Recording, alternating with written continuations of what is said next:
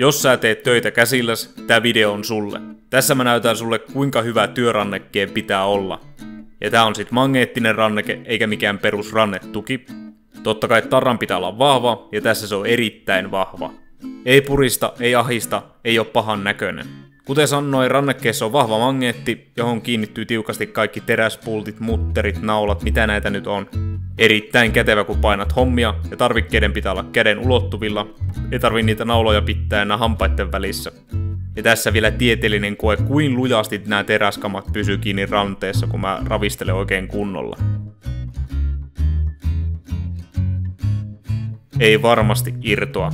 Tästä rannekkeesta löytyy myös kaksi tämmöistä taskua, toinen pienempi, toinen isompi, minne voi myös sujauttaa muita tarvikkeita, mitä töissä tarvitset. Ei mulla muuta, ei muuta kuin ostoksille. Zonaco. Whopping shopping every day.